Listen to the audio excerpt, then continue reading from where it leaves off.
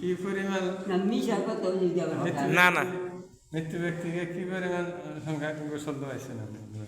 কি পরিমাণ লোক গোসল দেওয়াইছেন অত কম না গো মিশা কথা না যদি বলুন বলেন অসুবিধা নেই তো 150-200 নাকি 200 আর কবর কাটছেন কবার 200 200-র উপরে মাশাআল্লাহ আলহামদুলিল্লাহ খুব সৌভাগ্যবান মানুষ আপনি এই উসিলেই তো আল্লাহ রহমতে আপনি নাজাত পেয়ে যাবেন ইনশাআল্লাহ সুবহানাল্লাহ কানায় রান্না রান্না দেওয়ার জায়গা মামা বল ভাই না ভিডিও করতে দিলে রান্না দিল আদার শাক মানে ওই যে বক্তব্য যাওয়ার শাক করে কাটবে না আমি এটা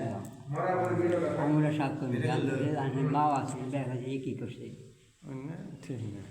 আমি আমি এমন শাক করা আমরা আমি আলমের কাছে শুনছি আলমের কাছে না আমার শাক করা মোবাইল কি শুনবো কি সাপ করতে বলছে বগলের লোম না না না ইন্তেকালের পর নখ বগলের পশম কোনো কিছুই আর সাফ করা যাব না পরিষ্কার করা যাব না ঠিক আছে আমি আমি ইন্তেকালের আগে যদি পরিষ্কার করতে পারতো তাহলে হইতো আমি কইছি যে যখনই ইন্তেকাল হয়ে গেছেন তখন আর কোনো কিছু পরিষ্কার করতে পারবে না অন্য পরিষ্কার করলে ওরা চলবে না জি হইতে হবে না আগে না ওরা আগে ধুতি হবে পুষ্পিত লাগে মৃত্যুর আগে লোক দেওয়া হয় না ওই মারা যাওয়ার পরে এগুলো ধুতি পুষ্পিত লাগে বক্তব্য শাক আমি করি তাহলে না না আপনি এই পর্যন্ত 200-র উপরে মৃত ব্যক্তিকে ধোয়াইছেন না না না দেখবাই না কবর কাছে 200-র 200-র উপরে আর কতগুলা মৃত ব্যক্তিকে গোসল দিয়েছেন 150-200 বার করে